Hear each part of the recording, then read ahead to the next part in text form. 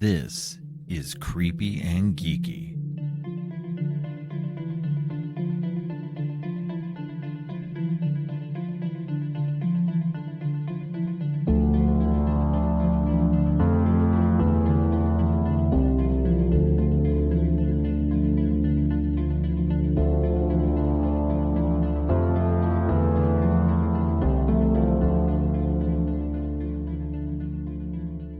Welcome. I'm your host, Robert, and today's episode is my official end of the year top 10 horror movies of 2022. But it's not just me here today. Joining me with her own top 10 of the year is Donna from the Donna Tha Dead podcast. Welcome back to the show, Donna. Thank you so much for having me. I hope I don't sound too nasally because I'm fighting a head cold. Of course, that's what happens at the end of the year. I get sick, but thank you for letting me do this with you because I'm really excited to see what your top 10 of the year was and talk about mine as well. Oh yeah, no, I'm excited to hear what you what your top 10 are as well. So, but yeah, you on your podcast you do a lot of lists of favorite movies and favorite Right. in specific subgenres of horror or under specific topics of horror, which I always have a lot of fun with. But I don't do a lot of lists because normally I'm just doing a double feature and hmm have fun with that. But today I wanted to, it's the end of the year and everybody's doing their top 10 of, the year. Everybody does it all every year, but I rarely do one. But this year I've actually seen quite a bit of the movies that have come out. And so I wanted to do that. And then I was like, who better than Donna to do this with? Well, I'm gonna tell you right now, I'm sure we're probably gonna have a couple of the same, a few of the same, but I'm pretty sure we're probably not gonna have as nearly as many as I'm thinking. No, I'm sure I I think we'll have a lot of similarities. We'll actually probably have quite a few in common, Right. but I don't think they'll be in the same order. No, So, not at all. because we share tastes, but I think that our tastes are kind of up and down from each other. Like you like certain things more than I like, and Right. vice versa. So I think that's what will make it fun. That being said, the way that we're going to do this is the way that I have heard on the Colors of the Dark podcast. So how we'll do it is we will say what our movies are from 10 hmm to 1. But if the other person has it higher on their list, for example, if my number 10 is your number 8, then we'll wait until we get to yours and then we'll talk about it then.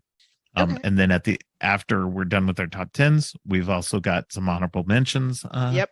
that we will talk about, things that might have made our list but just didn't. I have quite a few of those that, like, my bottom 10, like the bottom half of my 10 fluctuated even up until today, Oh, wow. because it was just like I didn't know what to put. Like there was so much good horror this year that it was really kind of hard to whittle it down to 10 at times.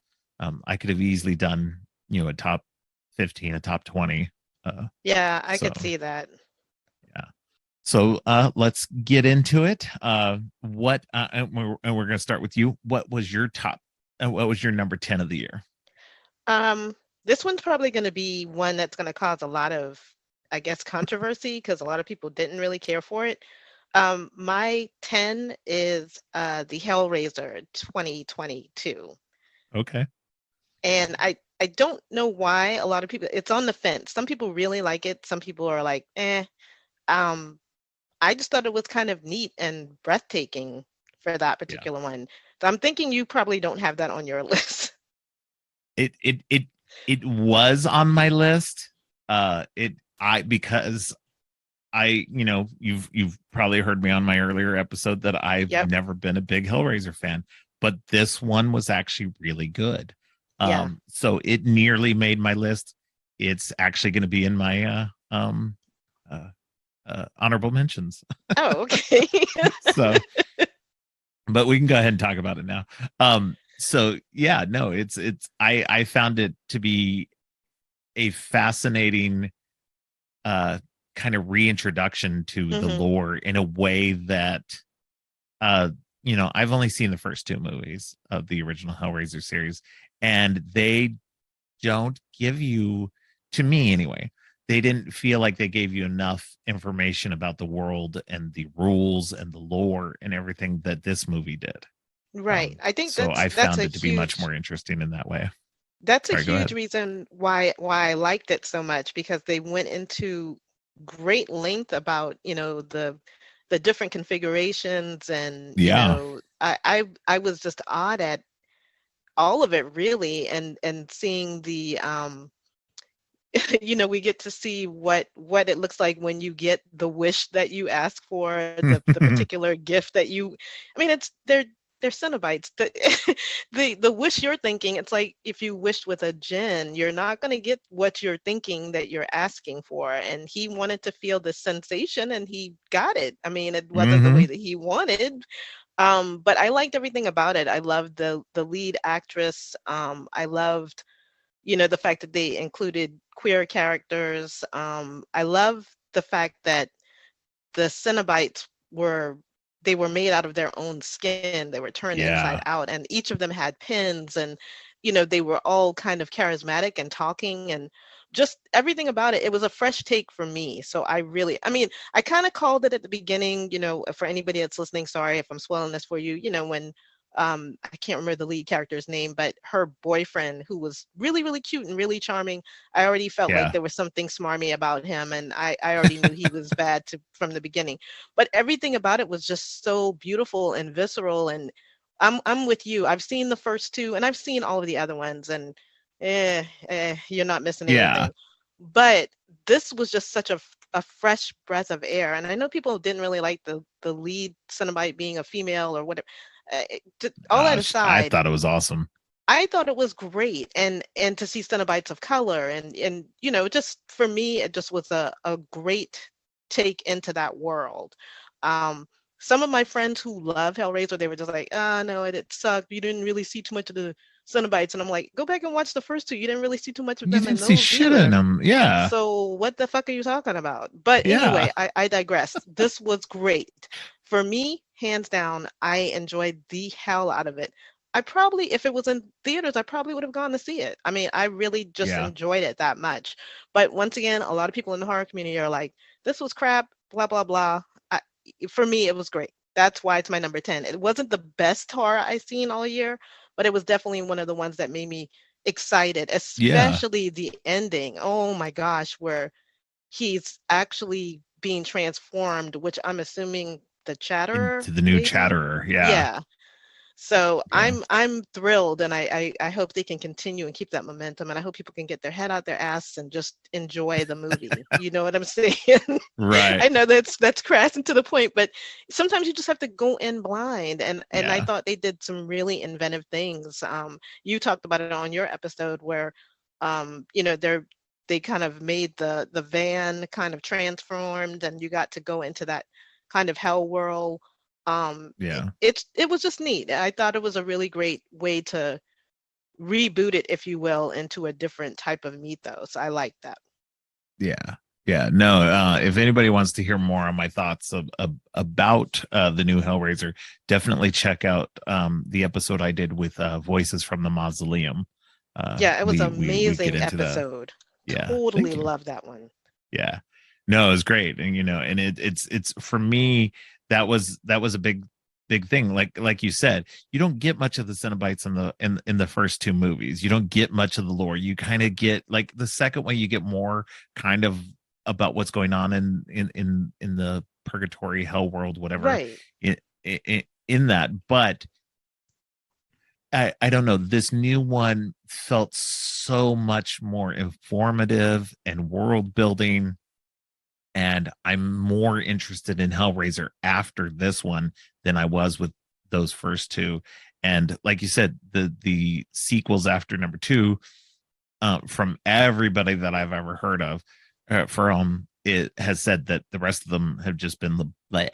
And so they just, why why when I wasn't interested in the first two, why would I keep going down that Right. rabbit hole of diminishing returns? It just gets Where watered down as you go yeah, into the sequels, and then they just try to get so creative with the type of Cenobites that they yeah, don't even focus on the story anymore, and that's where the they kind lore, of yeah, lost me. Yeah, but like yeah, you're saying, the lore and the world building that they have in this one, if they had never made Hellraiser before, and this was the first introduction, like if I was to introduce somebody, I would probably start them with this one and say, yeah, here, yeah, watch this one, and absolutely. then watch the first two that were made back in the day and see what you think about it, because I think you would get more out of it that way I too. I do. You would understand what was going on with one and two Exactly. more than after you watch this update. So yeah, agreed wholeheartedly. My number 10 was Who Invited Them, by Duncan Birmingham, who which premiered on Shudder earlier this year, and it's a polite, uncomfortable home invasion, Oh, where this couple has just moved into this house and with their son, and they're having like this housewarming party, and this couple who they're not familiar with is there, and after all their friends have left, this couple is still there, and they won't leave, and it gets really weird and uncomfortable, and it's a lot of fun. um it's it's got some good comedy, it's got some nice tension. uh it's it's just a fun movie. Because it's like I said, it's a polite home invasion. So I may have to watch it. I've not seen that. I've seen people talking about it and I've seen posts about it, but I have not yeah, watched it. So that might be on my roster to watch today while I'm still home. you should. It's really well done.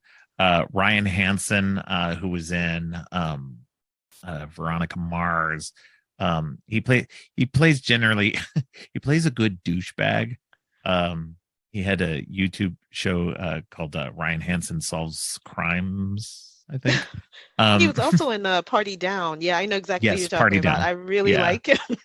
yeah, no, he's really, yeah, I'm a big fan of his. Like I haven't seen Party Down, um but everything else that I've seen him in, he is so good. Yeah, he's And primarily the he little cracks me up. surfer douchebag kind of. Yeah, yeah, But I cannot think of a more unnerving thing to have somebody in your home that you had no invitation to, and because that happens a lot. You go to somebody's party yeah, and you go as a friend of a friend, and they don't know yeah. you, and that would definitely get under my skin. How the hell do Well, I get what these people happens out?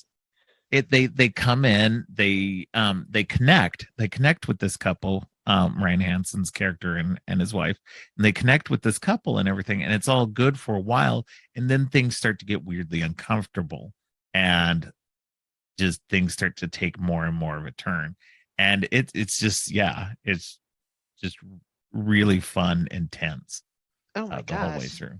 Yeah, Yeah. that's right up my alley. I'm definitely sold on that. Yeah, you should definitely check it out. All right, what's your number 9? My number 9 is one I did not really have. It wasn't on my radar, and I didn't expect to like, and that was Day Shift. That's currently on Netflix. That's my number 9. I really did not expect to like it nearly as much as I did. Like, it was Yeah. so much fun. It was Oh, just it is so much unbelievably fun. fun. And you know, I would never think to put Jamie Foxx and Dave Franco as buddy cop Right? vampire hunters. Um, and then have Snoop Dogg in the mix with, some kind of Western motif. It really should not make as much sense. I mean, it doesn't make sense me telling you this, but Yeah. there's something about that movie that is just a whole lot of freaking fun. It's like if you made Blade but made it less serious and then added all this extra vampire stuff to it. Yeah. Unbelievably one of the best ones I've seen. I don't think I've laughed so hard at a film in ages. And can we just talk about the two brothers that were in? The Yes, two yeah. Russian brothers who were outstanding. I think Steve Howie was one of them, and I think there was a And stunt Scott person that was the Adkins. other person. Yeah.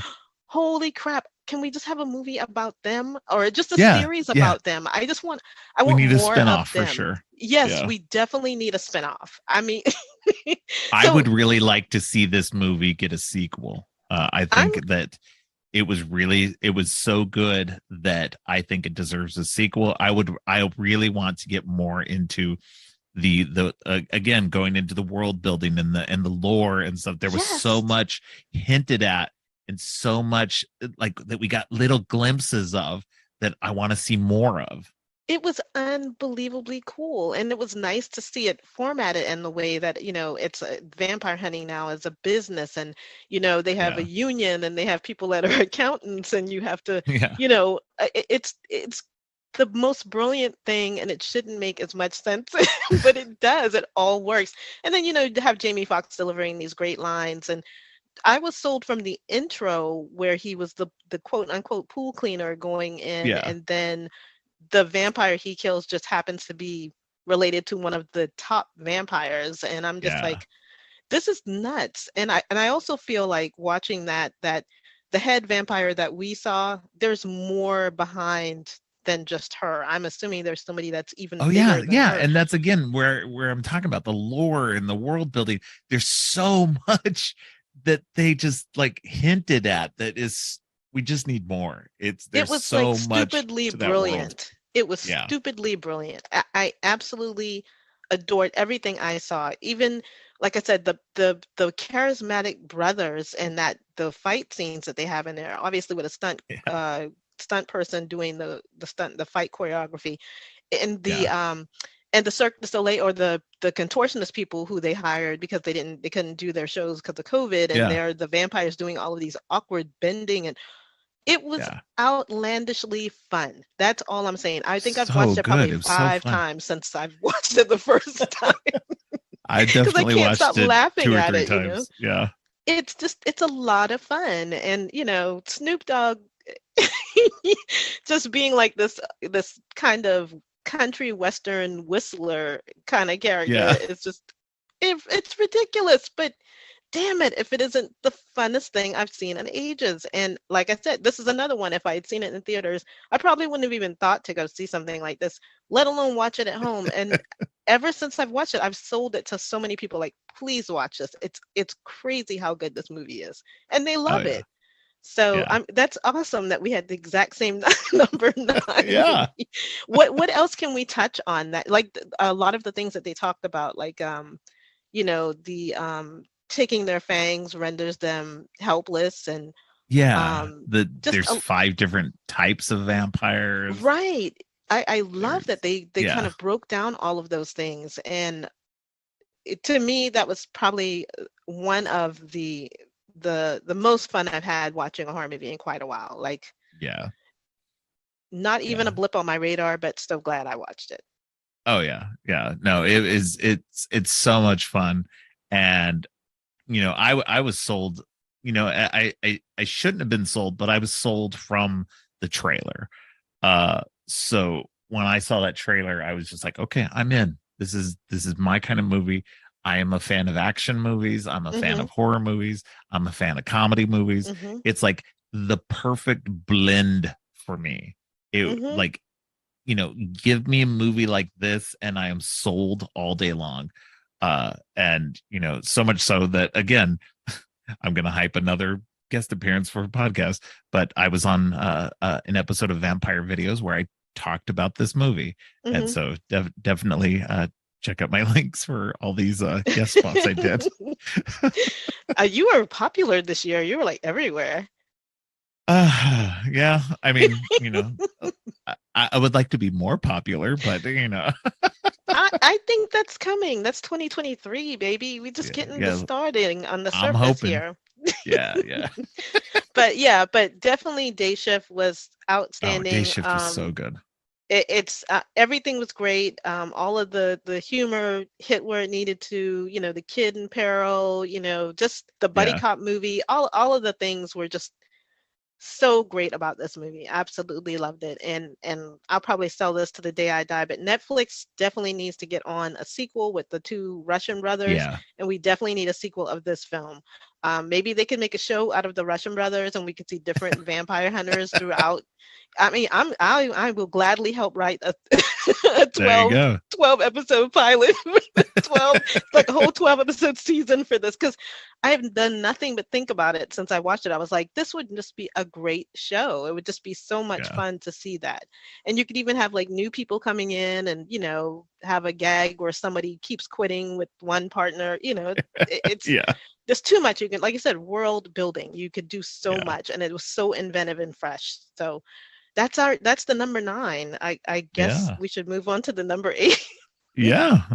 Go ahead. What's your Unless you number have eight? something else that you want to say about Deja other than No, it's no, fan fucking tastic. Other than that. no. And that definitely goes into how I made my list. Is what you're saying is that my list is filled with movies that I couldn't stop thinking about afterward. Yeah. That I've like gone back to, uh not necessarily that I've actually watched the movies more than once, sometimes, but that I still think about the movie, and when I think about it I think that was so good, and Yeah. that's where I was like, if I had a feeling where like the movie was great but didn't leave me with a lot, that I didn't continue to think about it later, and it was still a good movie, but I didn't gnaw at me. um but so my that's what I did my top 10 around, was like the movies that really grabbed me and took a Mhm. hold and like continued to make me think about later. So anyway, that being said, what's your number 8? My number 8, I actually did an episode about this one, was Smile. Okay, so wait, I have Smile higher. Okay. We can So we can wait on that. I'll do my number 8. Okay. Go right ahead. Oh, okay. So my number 8 is Revealer, Ooh. which was a Shudder movie as well. That one is directed by Luke Boyce, and was written by let's see, Tim Seeley and Michael Morici and Luke Boyce. So this one is about a stripper and a religious protester who are trapped together in a peep show booth as the apocalypse occurs. So basically, this stripper, who does her peep show thing, goes into her work, and outside is this other woman who is protesting with her group. And this is set in the mid Mhm. 80s, and it's uh, so the apocalypse starts happening. The religious protester, she runs in to the peep show booth to get away from whatever's occurring outside. You never see what's occurring outside, Right. and but they get inside and have to survive, and kind of um, mend their differences to work together. And That sounds so amazing. it's so good. It's got a great soundtrack by Alex Cuervo, who's also done the soundtracks for the Scare Package movies, Oh, and yeah. it's just it's neon drenched, because it's inside this uh, adult shop. So it's got Right. this neon color palette, uh, just this great synth score, and it's so fun, and it's got monsters and everything else, and so it's just a fun movie that it's just it's just fun. I just could keep Yeah, saying I that was gonna over and say, over again. don't tell me anything about it, because I've just now made Yeah. a list of the ones that you have that I haven't seen, and that sounds like it's right up my alley. So they're, without spoiling it too much for me, they're in the peep booth or in the adult place together, having to combat all of the stuff that's happening to them. So they get inside the one girl who's the stripper, she's already inside, And the and one then the side, right. religious girl comes in, and then they have to um work together to keep out what's trying to get in. Oh So, my and goodness. they also have to just kind of work through their differences as well and find common ground. I absolutely love those kind of Assault on Precinct 13 bottled Yes. episodes where you're in, and Yeah. so you've already sold me when you said that they were in there together. So Yeah. this is also another one now I have to add to my list. And I have Shudder. I don't know how I have not heard or seen either one of these. So who invited them and the revealer. Now I have to go and watch these. Thank you very much for that. You're welcome. Yeah, I had quite a few Shutter movies on my list, and they kept going up and down, and some of them are uh, lower on my list. I do have a top 20 list that I made on Letterboxd that I'm basing all this off of. Right. So I'm sold. I'm sold. That already sounds like that's my bread and butter right there. I love confined spaces and people trying to defend themselves. I don't know what it is about it. I've never had to do that, but it just fascinates me, I guess, especially when they're two polar opposites and they're having to kind of band together now against this greater evil. So yeah, yes, you've sold me. That yes, I'm excited to see that good. now. My Good. Yeah, goodness. you'll definitely have to let me know how you feel about the Oh, you know I'm gonna let you know. revealer and who invited them. Oh, All right. So, wow. what's your number seven then? Um, well, I don't know if you'll have this one. My number seven is Prey, the 2022 that was on Hulu, which is our, I guess, prequel to the Predator movies. Prey just missed my top 10. It's in my honorable mentions. So I will tell you, I'm a huge lover of any kind of sci-fi that's in a different setting, which this clearly was. And I am a Right. huge fan of any kind of female protagonist because, you know, for Prey, she's in this village and she's clearly not like the other women in her tribe. She wants to go and hunt, and all of the other women are like making herbs and they're making food and they're doing what they people expect women to do. And for her to be so smart and just have all of the resources because of who she was, and to take down this huge monster, this Hmm. huge alien with just her wits, just floored me. And the dog lived. Sorry guys, spoiler alert, the dog lived. I love any movie where the animal That's a lives good spoiler because alert. Yeah. that's a very good spoiler alert. um but really it was so great because once again, this is another one of those world building things. They need to do predators in different timelines. I think I would Yeah. get a hoot out of seeing how different people in different timelines deal with these aliens when they come and they do their hunting and they do their quests. It was just so amazing. And the scenery was great. The star was great. I cannot tell you how giddy I was to see the nods that they made towards the other Predator movies in this Hmm. movie. It was probably, along with Hellraiser, one of the better things that I had seen on Hulu this year. I was just like, Yeah. yes, I can't wait to watch this movie. And then when I watched it, I was floored by it. It was just that good. Um, and there were little things about it. I know people have some issues about some of the things in it. A couple of people I talked to, they were just like, "Oh, well, there's no way she could set up traps and do," and I'm like, "Dude, it's a movie." Yeah. First of all, it's a movie. I suspend any kind of disbelief that you have. We can do it on a technical about anything. But it was just the fact that here she is already kind of being told by the men in her tribe that she shouldn't be doing this or she can't do it as good as they can. And she not only did it, but was phenomenal at doing it. It Yeah. was, I don't know, the skill that she possessed and the wit that she possessed and the calmness, she just kind of figured everything out and did it accordingly. There was something so intense about seeing that. she was a warrior to begin with. We could already tell Right. that, and the status and whatnot in her village for women was completely different. But my God, I don't know.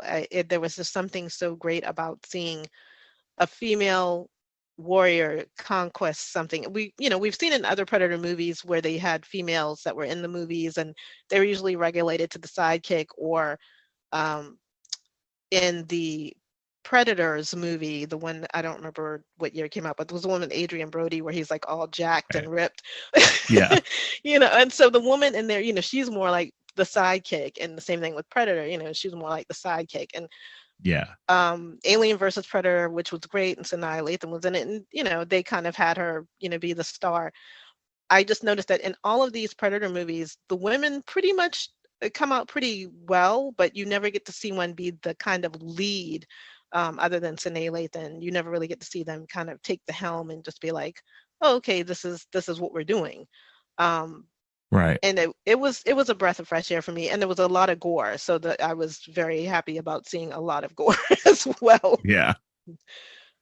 Yeah. No, I'm a big Predator fan as well. Like, give me Alien or Predator, I'm gonna take Predator every day. Um, so so I was excited to get a new Predator movie, and this one was really good. Like you said, this one would have been great in the theater. I definitely would have gone and seen it in the Yeah. theater. Um, but I was glad to be able to see it in home. Hmm. And yeah, like you said, it was one of the better things along with Hellraiser that Hulu put out this year. Um, and it was so good. And I hope that this gives the opportunity for more type of stuff between like the Hellraiser and Predator stuff.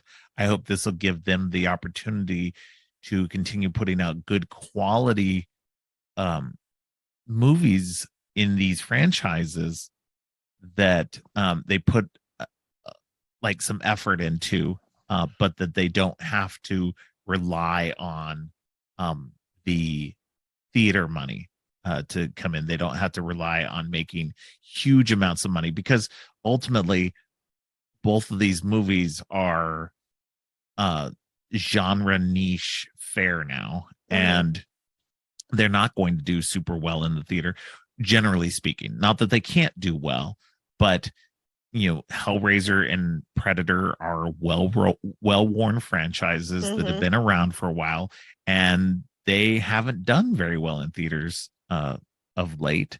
And so it's great to see them do well on Hulu, and to see a lot of people buzzing about both of them afterward, because I heard Yeah. lots of good things about both of them, including especially Prey.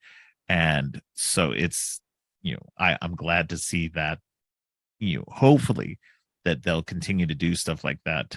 I hope that since Disney owns Hulu, most of Hulu anyway, that they'll give stuff like that more of a chance.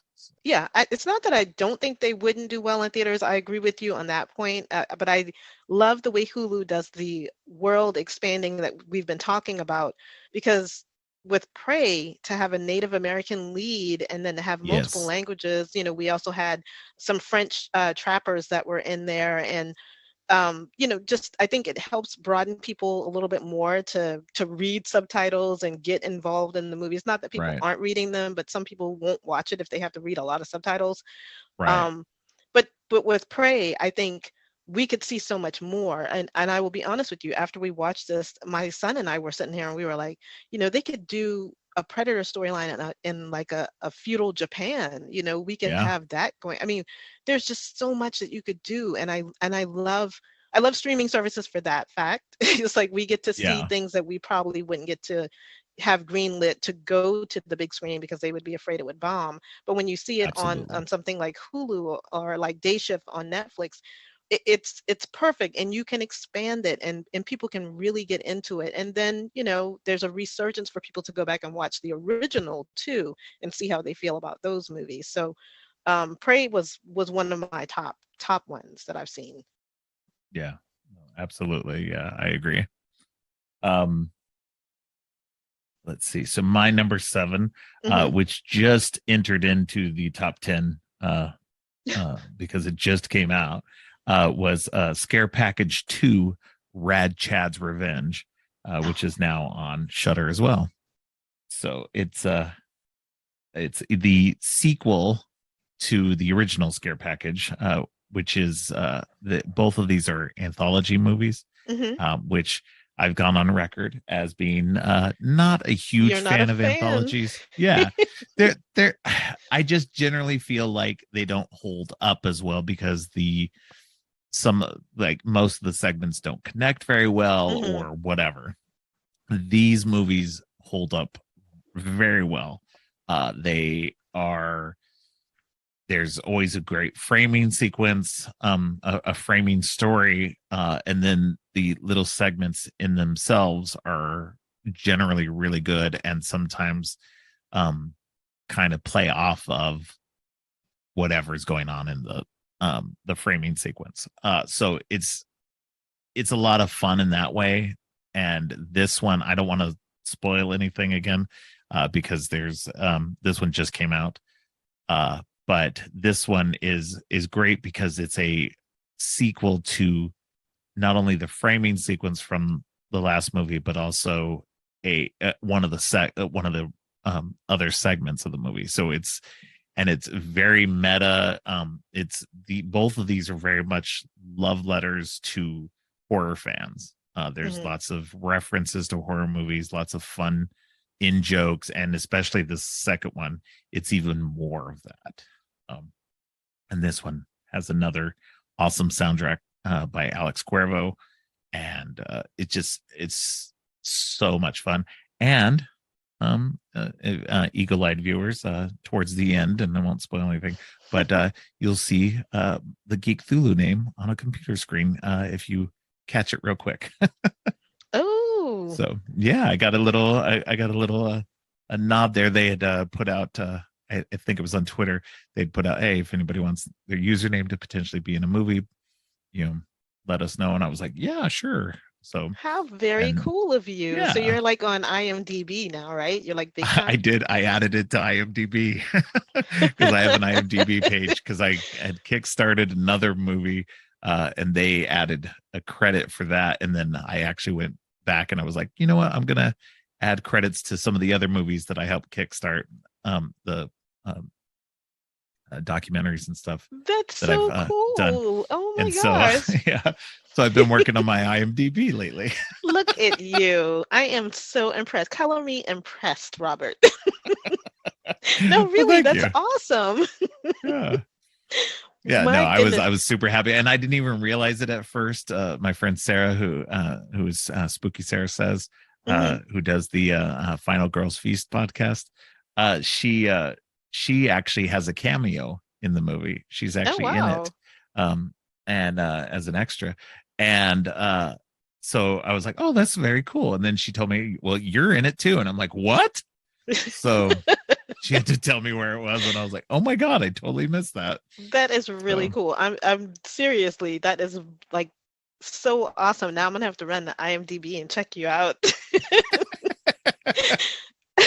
Well, I will say, I've not seen Scare Package or Scare Package 2, and once again, I've just added both of they are those to both my on I have Shutter. to watch. Because it's funny, I only have one. I have one movie that's from Shudder, and I really need to go back and give some more love to these. So I'm so glad that we don't have a lot of the same ones because I love getting turned on to new stuff to watch, and I'm an anthology junkie. I know you're not because we talked about this ad nauseum, but but that's okay. Everybody likes what they I've like, but watched them. I just yeah, don't like all that many of them. They're okay. yeah, Like I don't hate them. I just don't right. love them. But You're not a huge these two fan, are but really great. These two are really yeah. great though. I'm glad that you said that because now I can go and pour over them because I do. I'm an anthology like complete I think you junkie, will but love both of these. Yeah. I think so too. I'm now you got me hyped. Oh my gosh. Love it. So let's see. What am I at number 6? You're at number 6. Yes. Okay. So this was one that came out earlier this year and it's called Master and it is on Okay. Amazon Prime. Um it is a horror movie, but it is more of a psychological horror film and it has Regina Hall who a lot of people probably know her from like the scary movies. You know, she's the Right. loud black lady in all of the scary movies. But this was a really subdued and kind of low key psychological horror movie, and it all takes place on this college campus. Regina Hall is now the new master of a college dorm, and race plays a lot in it. I don't want to give too much away for people who haven't seen it, but she's probably one of the first headmasters that they have over this particular dorm. And there's a black college student who's just, you know, her freshman year. She's very intelligent, and a lot of supernatural things start happening, but really it's a great commentary on race relations and kind of being the only person of color in a predominantly white college. There are a lot of uncomfortable moments that on the surface doesn't seem like it would be a horrific thing, but from a person of color, it's uncomfortable and a little creepy. Um, I guess, and there was also a story at this particular college, and this one student, the room she's in was also inhabited by a black college student who was one of the first black college students, and this woman in the 60s committed suicide. So there's a ghost story. There's a lot of supernatural things. There's a lot of social commentary, racial elements to it. It was pretty creepy. It was Yeah. pretty creepy. Sounds like And a it. lot of it, I could relate to a good portion of it, just because, you know, when you're not like everybody else, there's a lot of uncomfortableness to it, but there is a lot of supernatural things going on in it too. So it really is, it's more of a psychological horror, but there's a lot of interesting and kind of inventive things that they've done with this one that I really enjoyed. That's cool. Yeah, I've heard of it, but I haven't watched it. Um, but yeah, it looked interesting. Yeah, and not to give too much away, but you know, it's a slow burn. So give Right. yourself time because it's a one that builds up.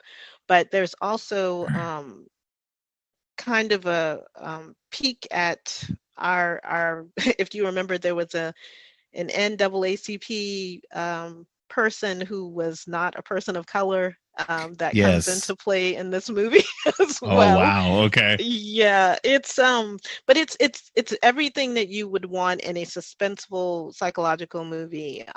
And there was one scene, I'm just going to throw it out there. There's one scene where the young black college student, she shows up with her natural hair, and then as the movie progresses, she starts getting straightened hair, like she's trying to Mm, fit in. And right. they go to a frat party, and you know, there's music playing and everybody's dancing, and then I guess a very popular hip hop song comes on, and so everybody in the room who is Caucasian starts saying the N word, and she's the only person Oh, of color there. So it's very uncomfortable in parts, but yeah. when you get to the end of it, you're like, wow, this is a horror movie. Yeah. This is Yeah. terrifying. Um, but it was great because I got to see Regina Hall be something other than the funny person that we see her in all these scary movies. She really brought a lot of heart and a lot of strength to this role, and it was one that I really don't see a lot of people talking about, and it's probably because it's not like in your face horror, but Right. it is a horror film. You definitely want to check that out. Okay, cool. Yeah. I'll definitely have to look more into it. All right. So my number 6 is Smile. So we can both talk about Yay. that now. Yeah, no, Smile was one of those ones that at first I actually didn't have it on my list, Mhm. and I enjoyed it. But I was getting pulled in the direction of people who were like, "Oh, it's not as good as It Follows" and all that. And but see, my problem is that I'm not a big fan of It Follows. I like It Follows okay. Mhm. The first time I watched it, I didn't enjoy it as much as I did upon the second watch. And so I gained a little bit more appreciation of It Follows, but there's still something about it that just for me doesn't fully click. Whereas with Smile, it clicked a lot better. So it uses those same kind of it uses that same kind of framework of something, this horror infecting you, Hmm. which you also brought up in your review of it, that it's very much like The Ring also. And Yeah. so it's so I liked that it took a well-worn trope, something that was in It Follows and something that was in The Ring, and created its own kind of mythology and lore Hmm. of its own. And you go into this in your episode a lot, and that's what kind of brought me back around to it. And it kind of hovered out just outside. It would have been one of my honorable Hmm. mentions. And then I listened to your podcast episode, and I was like, you know what? She's right. I was like, I agree with everything she's saying. So I was just like, I'm putting that back in, and I'm putting it high up because it was really Well, good. thank you. So It, and it really was one I was uncomfortable with. I have as a horror person, it's funny that I have a lot of phobias or a lot of things that really yes, bother me. yes, For whatever reason, when I was a kid, the smile on the Grinch bothered me, and I don't like people with uncomfortable smiles or ghoulish smiles. So this was yeah, really hard for me to watch. But then the more I watched it, the better I kind of felt about it, about confronting it, seeing right, it. But I also like too that whole commentary of mental health. yeah, I'm a big, I don't know. Some movies I get kind of like, I can't believe they showed that, from a mental health perspective. Not that I'm a psychologist or anything like that. So anybody listening, I don't have a PhD. I don't treat yeah, people, but seeing people go through things, I just feel I feel some kind of way when I see mental health portrayed on screen, be it a horror movie or any movie in general, just because I know it's a movie and there are some things I can suspend my belief in, like, horror movies with monsters. I don't have a problem, letting my imagination go. But when I see things like this, especially when they kind of dig and dig and dig, just the research of it, and then to see the catalyst of it, what we saw at the beginning of the movie, which I'm not going to spoil too much. I think I spoiled it a lot on my my episode, yeah, but to see the beginning of the film, the way it was presented, and then to see what actually happened and transpired, and then you can understand the trauma and the guilt. Not to trigger anybody, but trauma is a huge theme in this film, and I thought, my goodness, who hasn't fucking had trauma? I mean, how are you not going to have something traumatic happen to you right, in your life at some point? So it was interesting to see, like you said, that kind of old trope, or that theme that we've seen in It Follows. And I'll be honest with you, It Follows didn't do anything for me the first time I watched it either. I was just yeah, like, this is it. This is what y'all are clamoring about. And then when I watched it again, I was like, okay, I can understand it a little bit better, but I still yeah, don't. It's not a big thing for me. yeah. And Same. then, but to see that theme of the curse and having to pass it on to somebody, and it was interesting. And then I loved the cast anyway. I loved, well, I got a crush on Kyle Gallner, but that's beside the point. He's been in so many horror movies. I'm really starting to feel like he's going to be a horror guy now, because that's I've seen Yeah, him in so many. But I just love the cast, and the tension, and then the yeah, breakdown, and that reveal, that breakdown, and just everything about it was so fresh to me. Like you said, it was a old theme, but they did it in such a great. The storytelling was so great. I was kind of riveted by it. Um, yeah, I had to do an episode about it right after I watched it, because I just could not stop thinking about it afterwards. And then seeing the short that it came from, Laura Hasn't Slept, it was like, oh my gosh, this is yes. crazy. I did Um, go back and rewatch that after you mentioned it on your or what'd you watch it. think? I thought it was really good. I thought obviously they were, you know, what they, going from that to, like, I thought it was really well made for a short. It Hmm. was like, with the sound and the Yes. oh, and that's something I wanted to mention to you about it and talking about this, was that was the thing that I appreciated the most out of it, was that, I got to see this in the theater, and the what you talked about it in your podcast about the jump scares and how they got you. um jump scares don't work for me normally as Mm-hmm. well, because you and I have seen lots of horror movies, Right. and so you kind of know when things are going to happen because they use uh um certain kinds of sounds, or uh um There's a scenes, or cue whatever to they're it. doing. There's Right. cues and you can catch on to it, and and every horror movie does it, and it's fun and interesting when a movie will catch you off guard, um like trying to do something like this. And this one was unique in it that they used sound to make you Mm-hmm. jump, Mm-hmm. more than visuals. They didn't jump things out at you.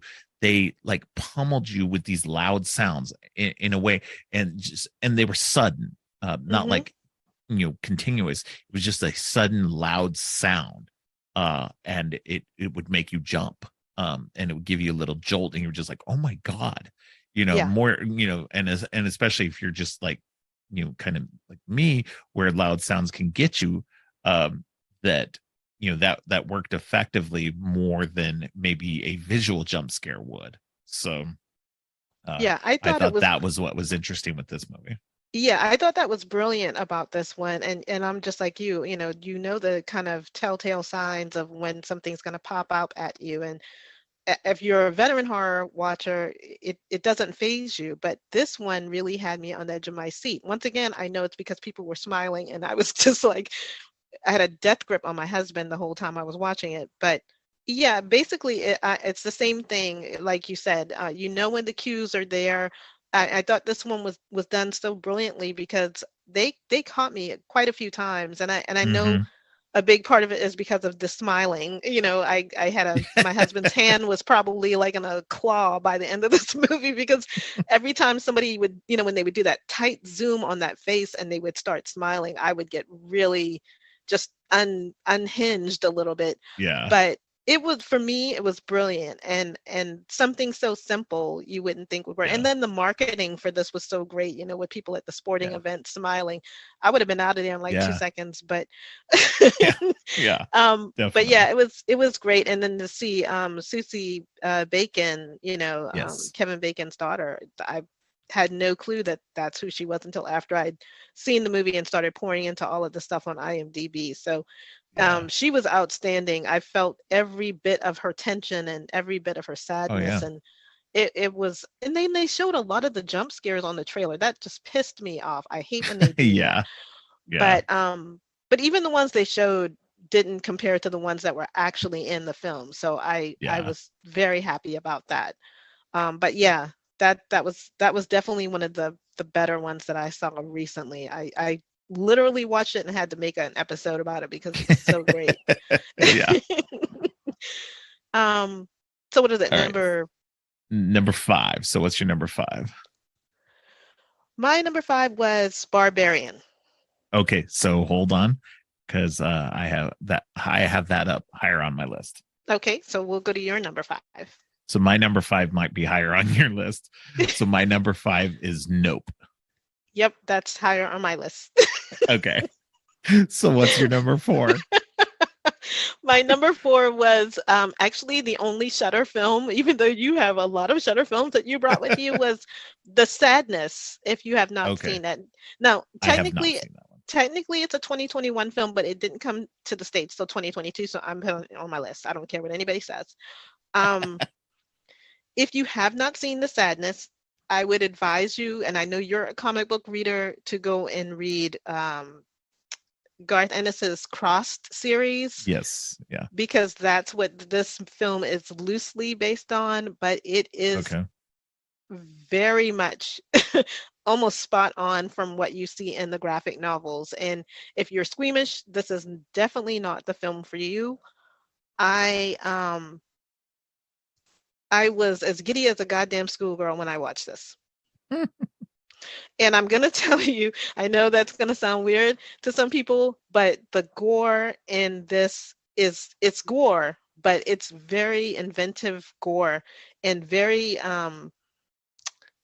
odd ways that people are taken out in this film. And basically it's a virus, like 28 days later type of deal. And the Cross comics It is a virus, and we know that they have the virus because they get this kind of cross rash on their face. So that's how you can identify Okay. them. What's scary about these people is that they are infected, but they're very cognizant of what they're doing. So if Right. they're doing something that's terribly, terribly graphic, they are actually enjoying it, and they're fully aware of what's going on. Right. Um, and so we start out with a boyfriend and a girlfriend, and they're kind of going about their day. He's dropping her off to go to work, and people are just starting to get infected, and it's spreading all over the country. And he's trying to get to her, and she's trying to get back to him, and it's just chaos and madness.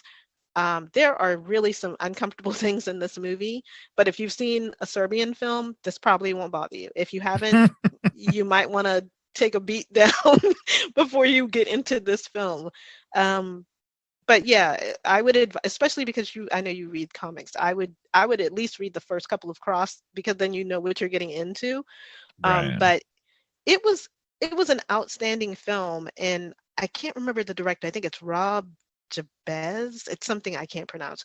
He nailed it. This movie was just, I never thought I would see Crossed be on a big screen or ever on cable, because it was just too much. But he kind of put all of that intensity into this film, and it is really, really great. I know I'm heavily going on the gore, but the gore is a huge point in this, simply because even though they're infected, they know they're infected, they don't care, all of their inhibitions are gone, sex, killing, everything, they go for it. And when I say go for it, there's no holding back. They don't have any morals. It's just a free for all of fuckery, is the best way I can describe this film. But it is brilliant, and it's beautifully shot. However, even though I'm still going on about the gore, it's beautifully shot. It's tension filled all the way, and you're rooting for this guy to get this girl, and you're rooting for this girl to get away from people who want to do things to her. Um, and it's like watching 28 Days Later if you mixed it with that Crossed series.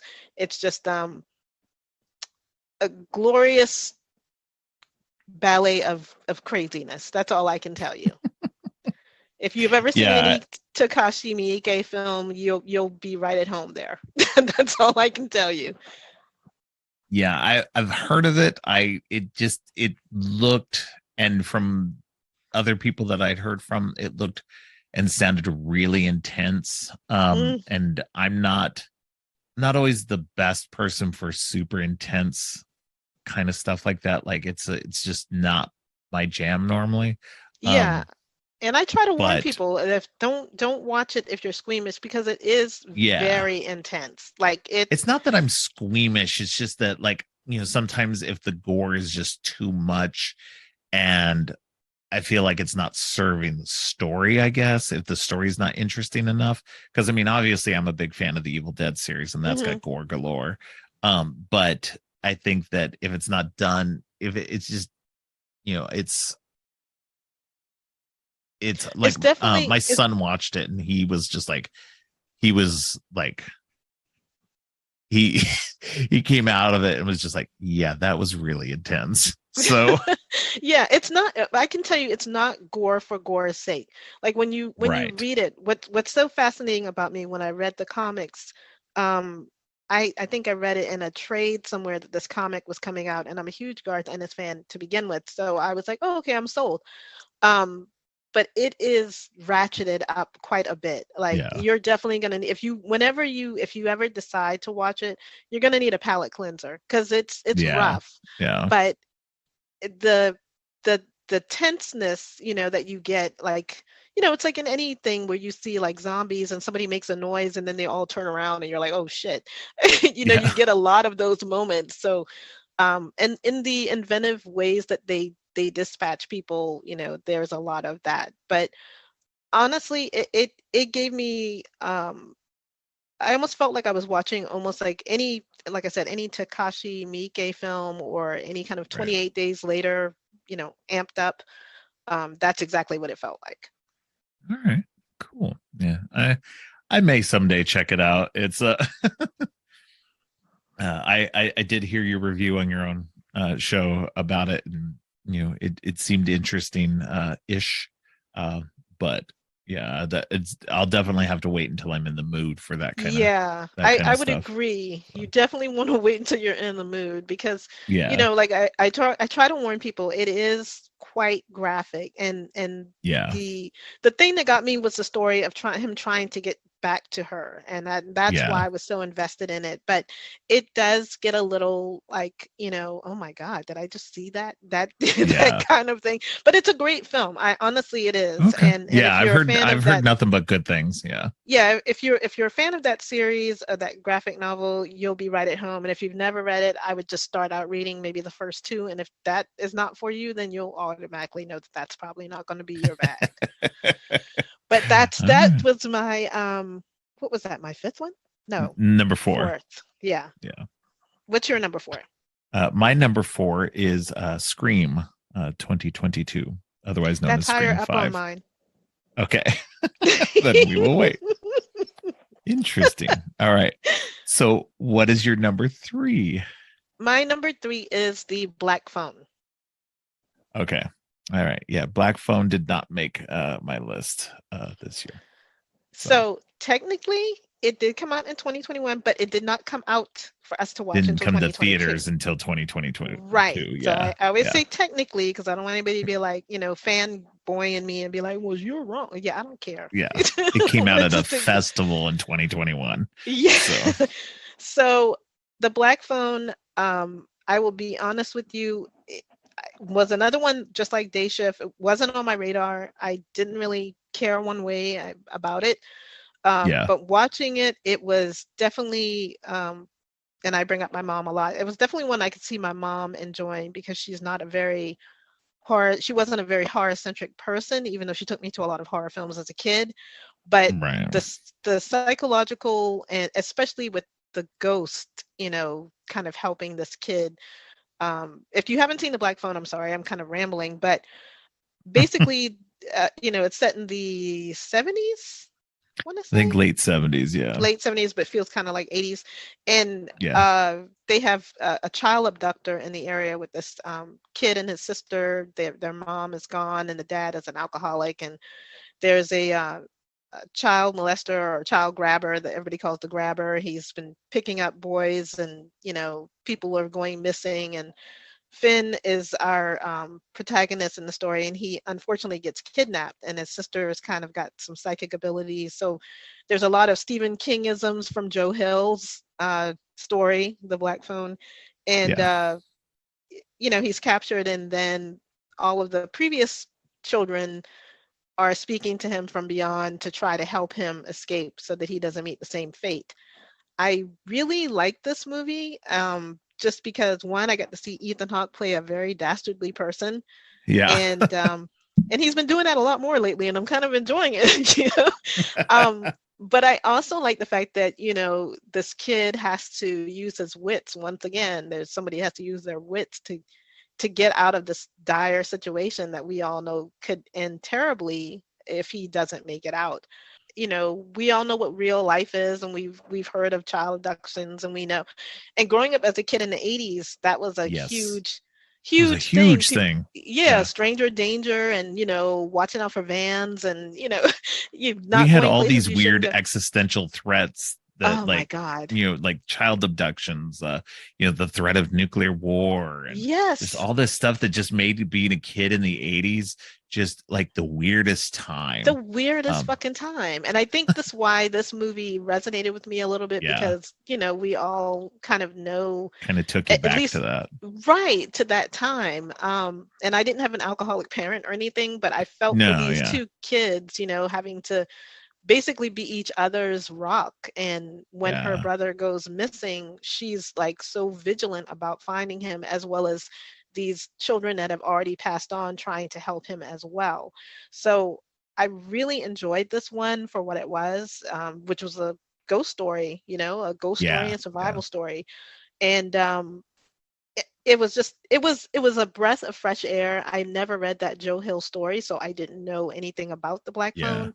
So when I finally got into it, I really enjoyed what I saw. It was just one of those that I didn't expect to like, but I absolutely love this one, and I probably will be watching it a lot in the years to come just because it's so good.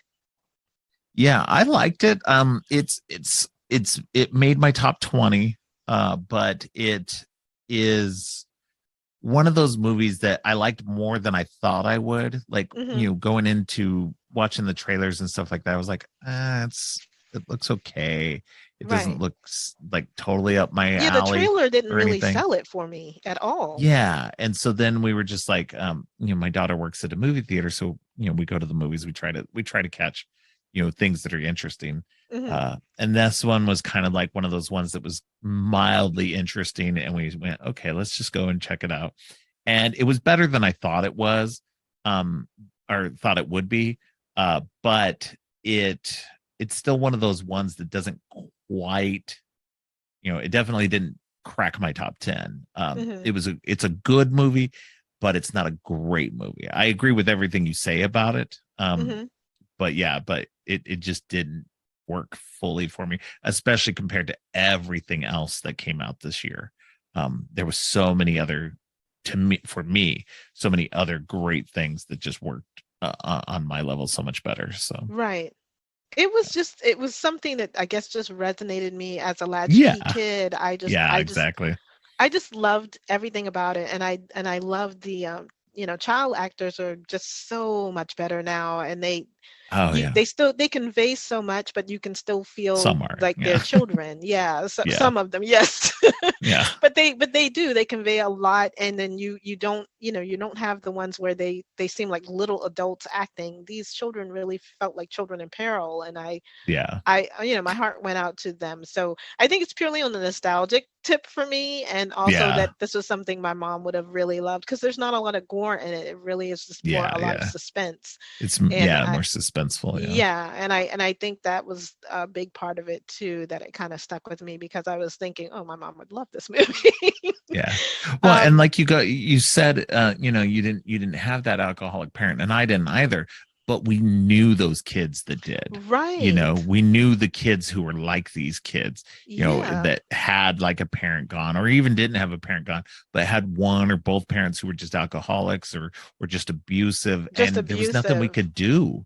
And you No, just knew these kids who were like that, and you just like you felt bad, but you there felt was nothing you powerless could because do. you're a kid yourself. Yeah, What are you gonna yeah, do, exactly. but it was a great, it was a great horror film for me. I know I realize I just have a lot of more psychological horror movies now that I'm looking at it, but it was great. And once again, it's another one. It's a slow burn, and then when you get to when it starts going where it's going, you're like, oh wow, this is really kind of outstanding. I Yeah, loved it. It was a gem of a movie for me. definitely. My number three is also set in a earlier time period. My number three is X, from Ty West. Uh, so this one, so it's I've gone on record, and I have told everybody that I'm just not a fan of the Texas Chainsaw Massacre Hmm. series. I'm not really a big fan of hillbilly horror style kind of movies and everything. They just don't do anything for me. Hmm. I don't think they're terribly bad or anything. They just don't do anything for me. But X worked in that realm and worked so much better for me. I think because um it was this interesting mix between slasher and uh this what they're trying to say about getting older and sexuality and everything. And as somebody who's getting on in years, and I'm starting to get close to 50, and it's just I feel like that's just like one of those things where as you get older, people start going, you know we don't want to hear about old people having sex. Right. We don't want to see that.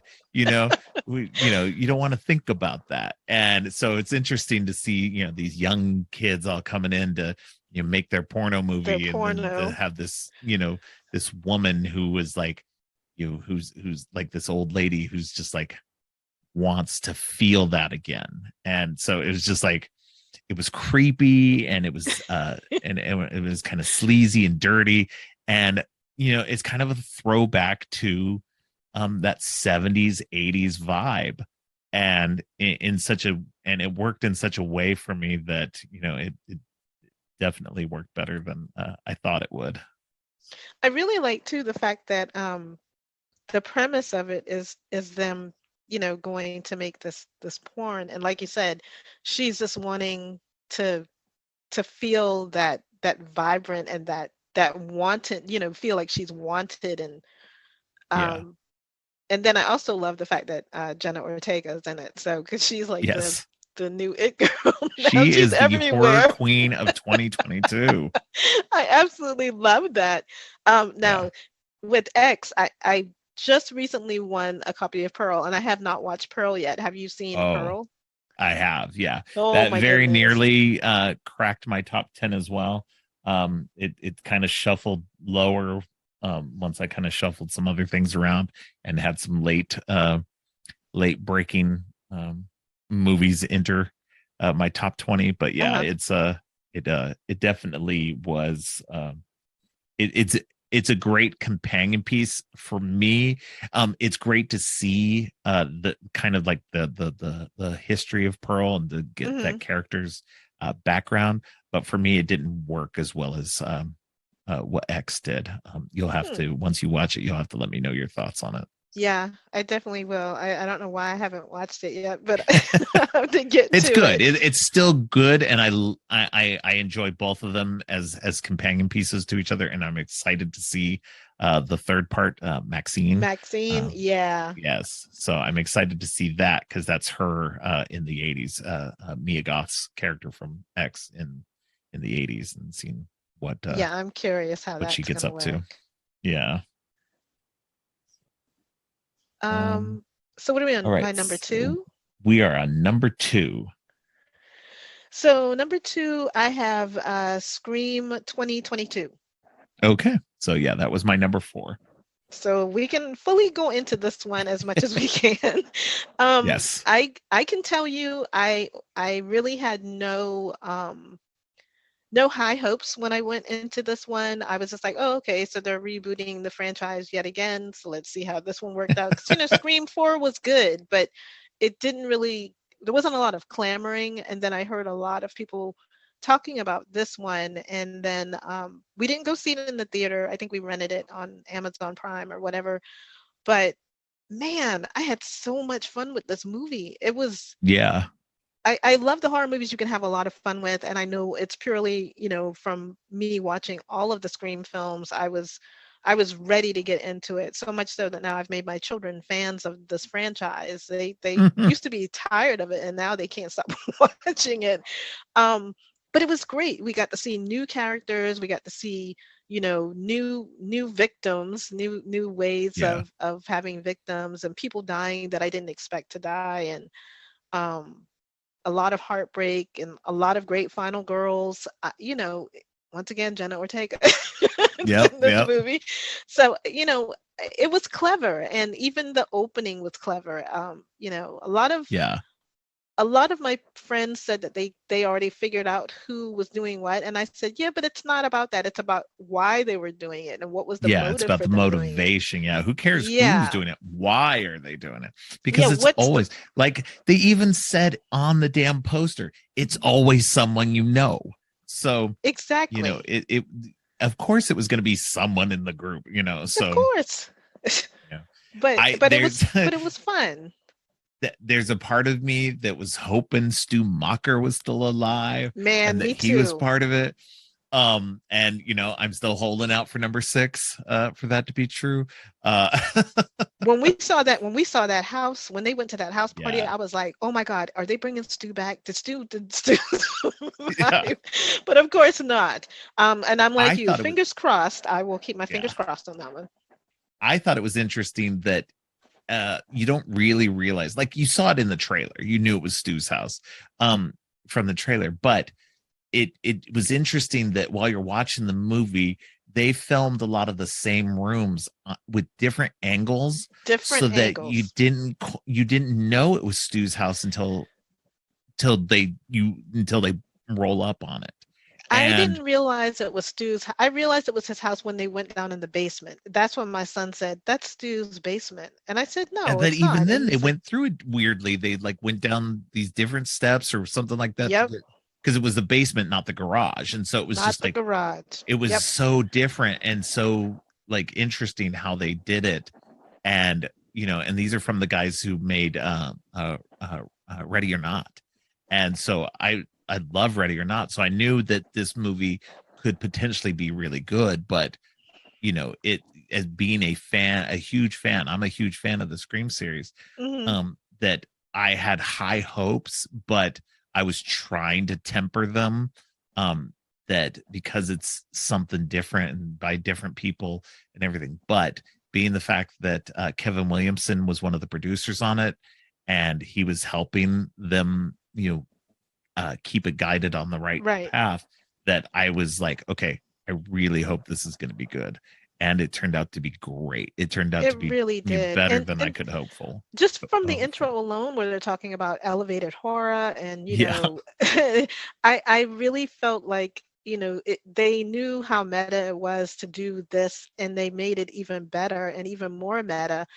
So, yeah, having Mindy Meeks Martin going on about the whole requel, I thought, oh my God, this yes, is brilliant, because this would exactly be Randy. He would be going in an overdrive, yep. explaining everything. The Meeks Martin twins were my favorite, and not just Oh, because they were absolutely. people of color, just because their archetypes were so great. Like, she was full on Randy to the point where they have a Oh, shrine in the room, yes, yes. and Oh he's man, full on Jasmine Savoy Brown was so good she was as so Mindy. brilliant. Oh my Yeah. gosh. And then her brother, he was just, was it Chad? I always feel like I'm forgetting people's names. Yeah, I think it might be I'm Chad, pretty sure it which was is Chad. such a funny name. He's like a quintessential jock, but Yeah. he wasn't at the same time. He was just like, the girl wanted to make out with him, and he's like, yeah, I don't know if I should be making out with you because we don't really know who the killer Yeah. is. And I thought, that is the smartest thing I've ever heard a man with a heart on ever say in my life. Yeah.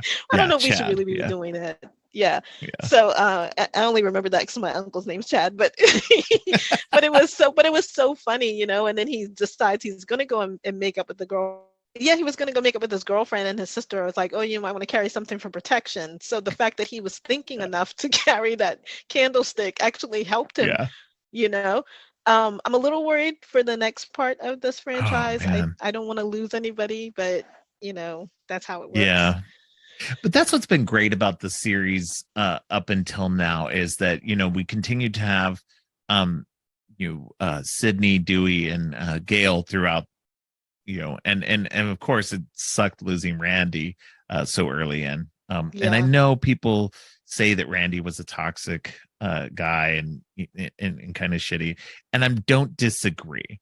But I do think that Randy's good qualities, that the things that we liked about Randy were, his geekiness and stuff. That's where we're looking at when we talk about that we loved Randy as a character, Hmm.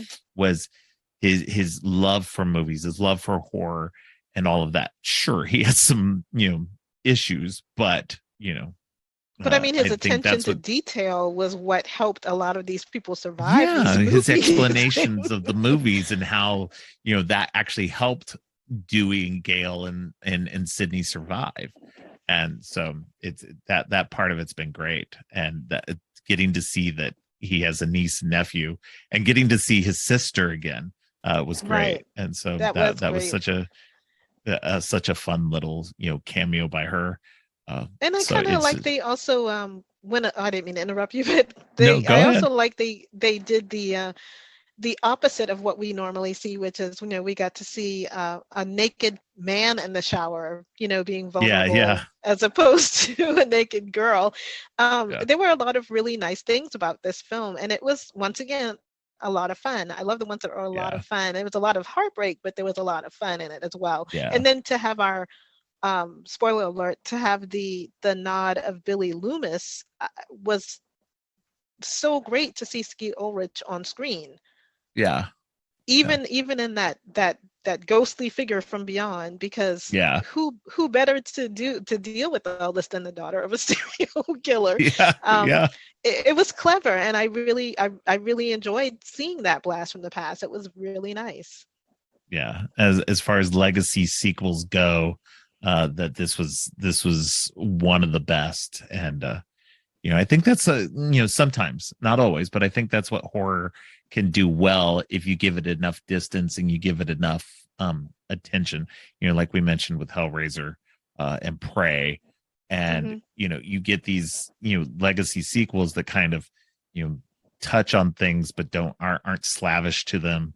Although this one was, but again, this one is because that's been what Scream is about. Scream is a is a horror series that is very meta about horror and about itself. Uh-huh. Because of the Stab franchise being a part of it, is that and this is what we see in the trailer for the next one. You see all these people on this train, all in Ghostface costumes, because this this um these series of killings has Hmm. transcended into this popular culture form of being these movies and stuff, and this character has transcended just being a killer into being a icon of Halloween. Yep.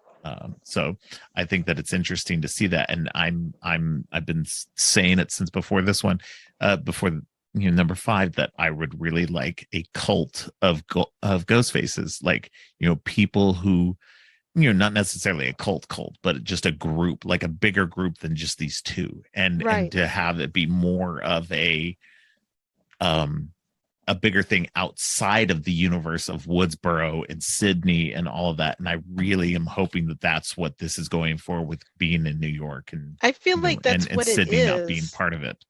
Yeah, I feel like that's what it is as well, just because of the fact that they said that they met on a chat board. So that means that there are definitely other people out here that have this kind of train of Yeah, thought, I'm assuming.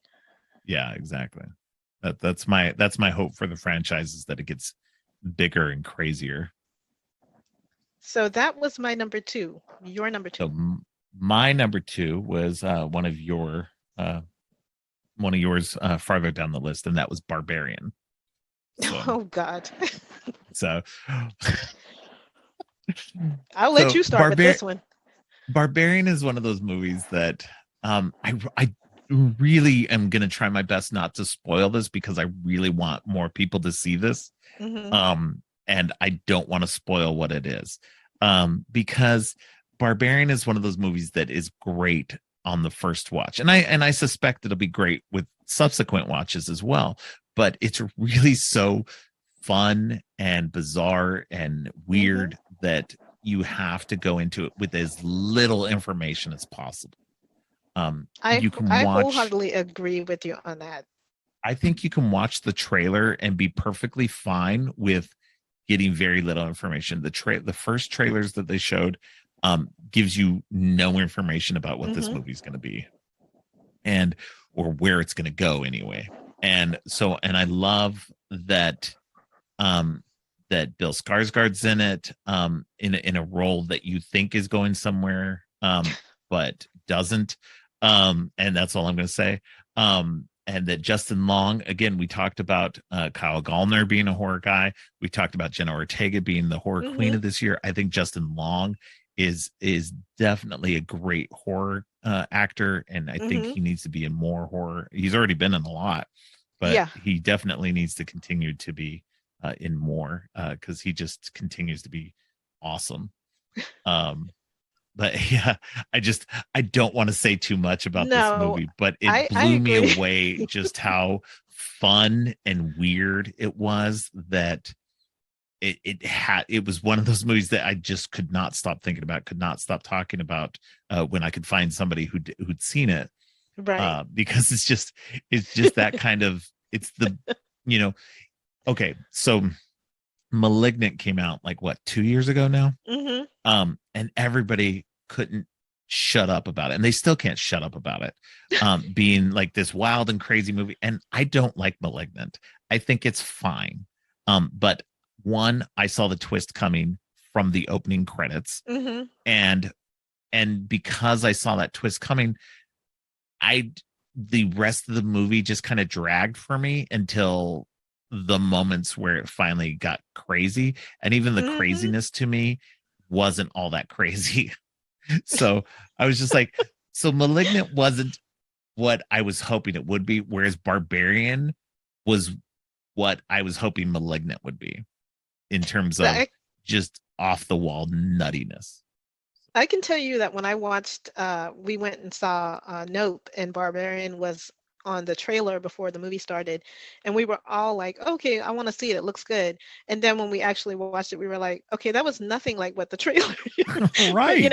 I mean, some of it was, but really, you didn't know how far down the rabbit hole you were going to go with this film, and it's Yeah. another one of those ones that it it's got like an amalgam of like 15 different things going on, and it makes perfect sense. Yeah. I don't know how that happened, but it does. Yeah. It makes Yeah. perfect sense. Yeah. And the creep factor is really high, and there are some people in here that I didn't expect to see um in this film, and the turn of events I didn't expect in this film. Yeah. I'm like you, I don't want to spoil anything, but you definitely, if y'all haven't, if whoever's listening hasn't watched it, please go watch it. Oh, Um, yeah. It's on HBO Max right now, so go get it. and I love the fact that once again, this was directed by Zach Kreger, who was in Whitest Kids You Know, and Yeah. I always found it funny because in that comedy troupe, he always looked like the most normal person, and I thought this is brilliant. That once again, like Jordan Peele, these comedy writers know how to Mm-hmm. make horror. They should always only make horror. They should they should just stick with horror all the time.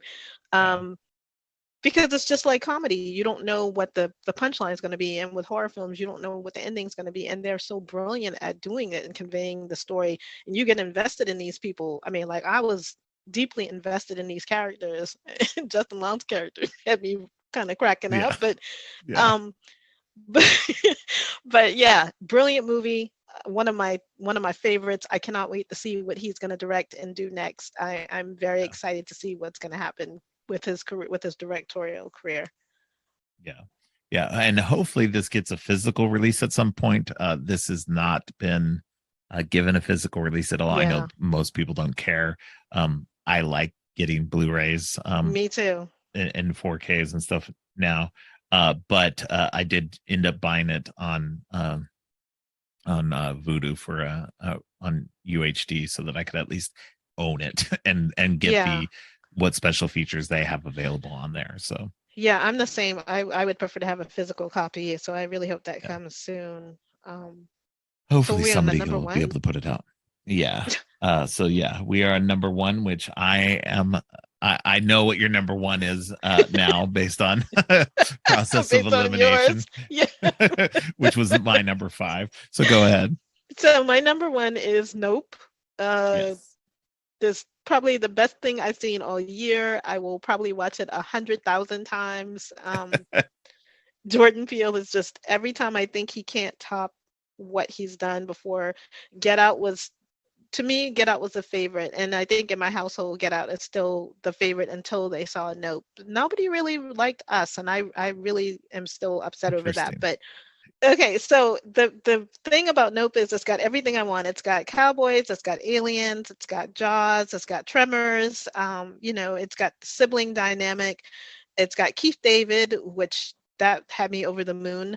Um, and it has a lot of people of color and a lot of really hilarious things going on that I did not expect to really enjoy. But I love the overall theme of the spectacle and how people are treated in Hollywood, how animals are treated in Hollywood, how people are treated like animals in Hollywood. There was just so much going on in this film, layers upon layers, like he loves to do.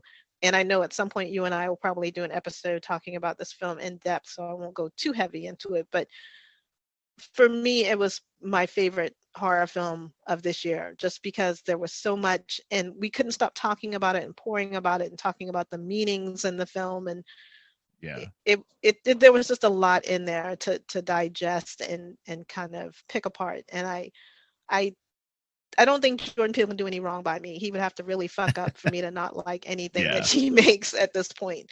But for me, this is probably my favorite. Get Out was my top, and then Us, and this is kind of taken the place, and it's not my favorite Jordan Peele film. No, I agree. I thought Nope was great. It's still, obviously, one of my top movies. It just got edged out as I was thinking about my lists and all that it just kept getting knocked a little bit lower, a little bit lower, a little bit lower. That doesn't mean it's a terrible movie at all. I mean, obviously it's Mm-hmm. my number 5. But I just it's still great. I agree with you. Jordan Peele is great. He's continued his streak of good movies. I still think Us is better than this one. Mm-hmm. Um Us, for some reason, like, weirdly, Us is the one that everybody doesn't like. I Um know, but it's weird. but Us is, for me, the best one.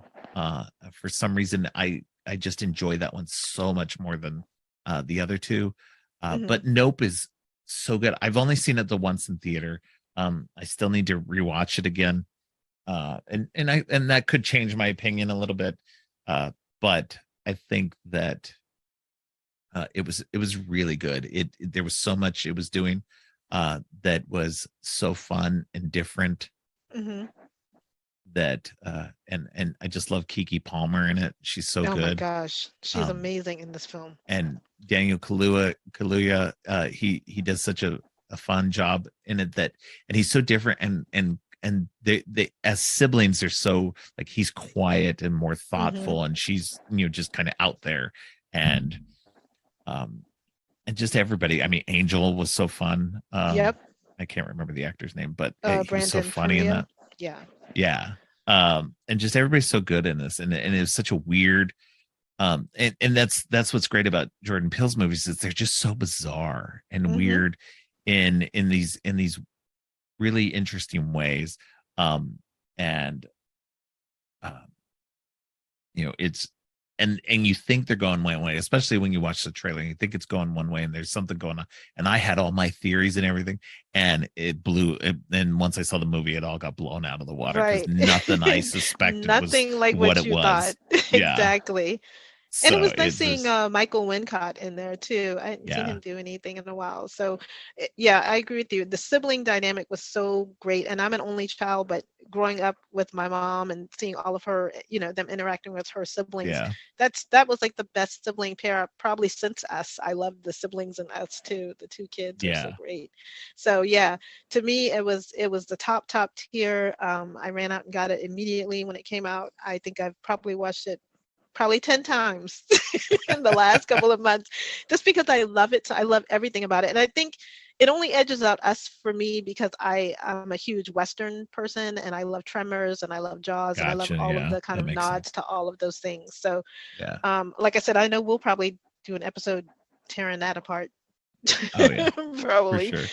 And I'm interested to see your number one now. I'm really excited.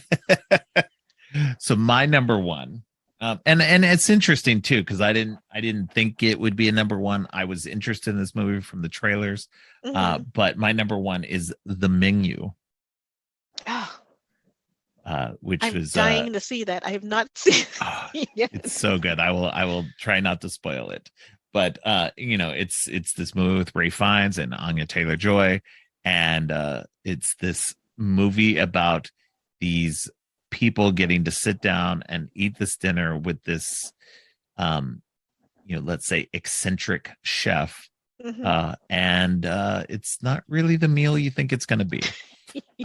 So it's filled with all this social, like, commentary, um and it's just, I am a huge fan of Anya Taylor Joy, so it's getting to see her in this movie was great, and she's the one of the main characters. So it's got a stellar cast of people. John Leguizamo's in it. Judith Light from Who's the Boss is in it. Wow. Um, yeah, so it's got all these different. Nicholas Holt is in it. So it's all these really great people and this great mix of characters, and and apparently they, like, they had had rehearsed it quite a bit. I had read later on that they had rehearsed it quite a bit, Hmm. that they had done so that way when they were filming, that they could have these conversations all going, and some of the conversations were kind of like not necessarily ad-libbed, but they kind of worked them out ahead of time so that you would have all these interesting character things going on in the background, that you might catch, or were just little things here and there the actors kind of added along to it, so it was very collaborative. So it was really really interesting. And the I'm really director on excited this to see one, this. yeah, the director on this one was Mark Mylod, whose last movie was the Anna Faris comedy, What's Your Number? So Are you kidding me? Really? with no, so he's done some TV work in between, and I think he's worked on because I think he worked on some Game of Thrones episodes and stuff. So he's done some really good work in between, with television stuff. But yeah, and don't get me wrong, I love What's Your Number. It's a hilarious movie. Anna Faris and Chris Evans. There's lots of great supporting actors in that one. Uh, but it's a silly comedy. It's a silly romantic comedy. But so to see that his next movie get to be the menu is just like, what? Really? That's crazy. So And Anya yeah. Taylor-Joy's like she's doing a lot of horror stuff too. Like Oh she's been in yeah. a lot of horror films. So, and I love Nicholas Hoult. I mean, the whole cast sounds amazing, and Leguizamo's been really kind of killing it. He's been pretty popular these last couple of months with movies. So Yeah. I'm Yeah. Yeah. interested. I think this actually is coming out on HBO Max, maybe January or February. I think I saw Okay, somewhere. cool. So I'm gonna definitely check that out because I love any kind of classism and the social commentary on the rich and all of this stuff. So I'm sold. I'm like already 100% sold on that. Yeah, definitely check it out if you can, once it comes out, because it's definitely worth it. It just kind of shot up to my number one, and it kind of jockeyed with Barbarian there at the end, but I was just like, you know what, I'll give it to the menu this, for this one. So because it's just fun watching everything happen, and it's just one of those things where um it's just one of those things where the social commentary is plays a huge part into it, and it's fun. I'm excited uh, now. Thank you so much for saying that. you're welcome. Apparently I gave you lots of new things to watch. You did. I've got like 5 things here I gotta check out. Oh my gosh. Okay, so that just leaves us with our honorable mentions. uh three of so we're doing three each, and two of mine have already been talked about since they were on Donna's top 10. So my three are really quite short. The and this was another one that was on Shutter. VHS 99, and Okay, it's an anthology. I know you won't be probably watching it, but it's um, actually on my list. I just haven't watched it yet. yeah, this one to me, this was probably the better anthology series in this franchise of VHS films. Okay. All of the stories were great. I mean, usually in these, I usually have one or two that I'm like, it wasn't that great. Yeah. I literally loved all of the ones in this one from Okay. start to finish. So I think that's one people should check out. It is on Shutter. If you haven't seen it, check it out. My other honorable mention was one I just watched, which was the Fireplace or the Adult Swim Yule Log. Yes. Yeah. Casper Kelly made this, and I did an episode about it if you want to listen on my podcast, but it is a Definitely hoot of a listen to it. horror film. Oh my gosh, I love it. It's just it was a breath of fresh air. And it's another one like Barbarian. It shouldn't make any sense, but it does make sense, and it's just crazy. And the last one was Wendell and Wild, and Oh I yeah. I absolutely loved that film. It was nice to have Key and Peele back together. It was nice to see a black goth teen.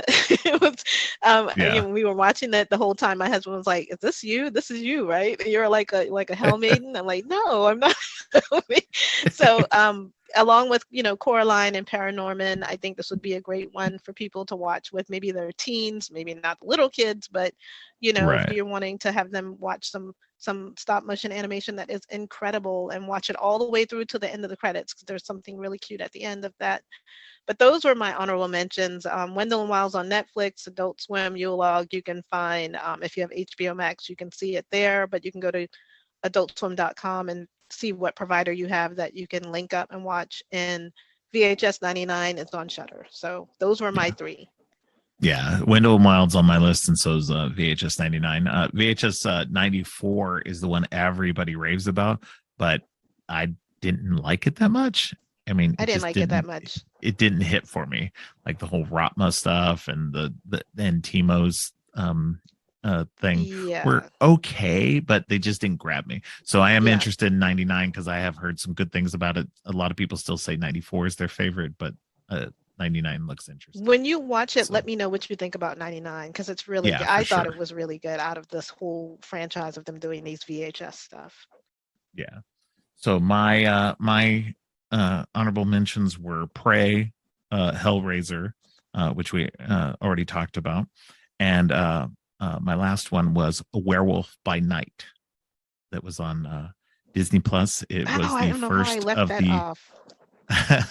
it was the first of Marvel's new specials that they're doing, and it just that one was so much fun. It kind of I'd forgotten about it, and I had to add it onto the list, and I was like, okay, that actually was really good, and I need to add that on there and push it up.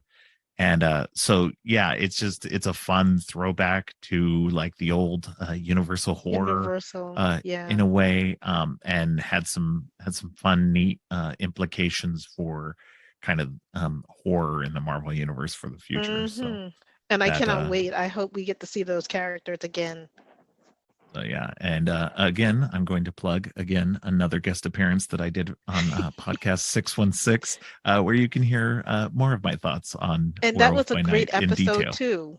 I'm Thank just you. throwing it out there. It was very good. I loved it. That made me want to go back and watch Werewolf by Night again after I listened to it. Good. Well, thank you. So yeah, so that is our top 10 horror and our honorable mentions for the year. There's definitely a lot of other stuff that I think is worth searching out that came out this year that I just honestly, like, I could have placed a whole bunch of these other ones into my top 10. Hmm. They just I tried to have a good mix and tried to make my top 10, like I said earlier, about the stuff that I continued to think about Yep. afterward, um, Same. and the stuff that I talked to other people about, usually you. And so you and I tend to talk and chat about the movies we see, and All the time. so Oh my yeah. gosh. So it was And good I though to love get it. like, yeah, it was good actually. We both had some nice surprises on our list of things that we both haven't seen. So Yeah.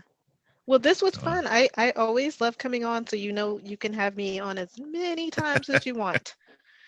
My definitely, it's pleasure. always fun having you on. I should just at this point I should just make you a co-host. Well, and we might be doing something like that in the new year. We talking Yeah, about some well, stuff. we're talking about it. Yeah. Anything So else we all can say right. about these, except go Oh and watch man, them if you haven't seen them, I just guess. definitely go watch stuff. Most of this stuff's available on a streamer now. Hmm. So definitely go check it out. There's a few that have come out towards the end of the year that maybe aren't like the menu, um, but definitely go check all that out because it's lots of good stuff. This was such a stellar year for horror movies. It was Oh my very gosh. hard to pare down those 10. And like I said, all those could have switched numbers easily. Um, Easily, yeah. easily, I could have had different number ones, um, different movies at number one. So Outstanding year I for would horror. consider I my agree. number 10 list as 10, but kind of just in any order. Right.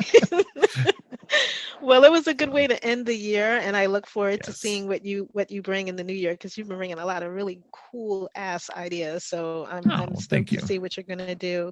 And thank you for having me once again. And I hope you have a Yeah. safe and happy new year, all of you who are listening, as well as yourself, Robert. Yes, thank you. And let people know where they can find you online as well.